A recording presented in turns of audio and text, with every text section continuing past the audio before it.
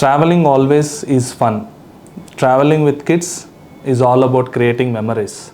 But parents also have to be prepared so that they can take care of any unexpected health emergencies during their travel. So today let's see about some of the emergency travel kit, medical kit the parents are advised to keep with them while they're traveling with the kids, and also some of the common emergency preparedness. So let us look into those details. Here I have now just a small miniature model of emergency travel medical kit. Why should we have it first of all?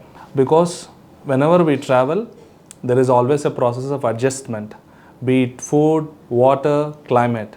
So as adults, it is easy for us to acclimatize to the new conditions, acclimatize to the stress of the journey, but kids may not always adjust to that very easily. So we should always anticipate any health related issues which can pop up and probably devastate your plans. If you are prepared, these can be contained and still you can go on to have a wonderful holiday. So let us look into the items which are usually the basic things. These are not very hi-fi things. Your pediatrician can always give a small prescription list of these things. You can have them readily prepared. Whenever you travel, you can just carry them with you. In case something gets used up, you can always replenish it. So what are the things that are essential part of a medical travel kit? Let us look into it. Fever, it's a very common part of kids getting sick.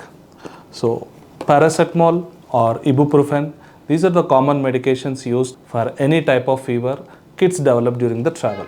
And also slight cuts, bruises, falling down, having some abrasions is also quite common. Having an antiseptic cream or lotion is always handy, along with some cotton and dressing elements. I would also recommend to have some band-aids for minor abrasions. Having a pair of gloves never harm.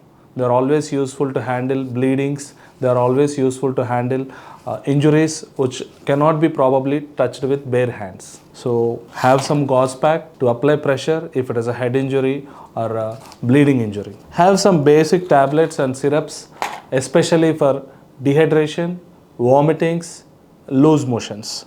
We also have an antiseptic lotion or a hand rub, hand sanitizer. Either of it is fine, because in case you want to clean up your hands, you want to probably clean up the surfaces, this is an ideal thing to have. And most important, have a digital thermometer for sure. So because this is going to tell you how high is the fever.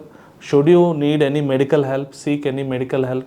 This will give you a clue whether you can treat with the medicines in your kit or reach a nearby setup. Example, in kids, any fever less than 1 or 2, you can always have paracetamol and treat it.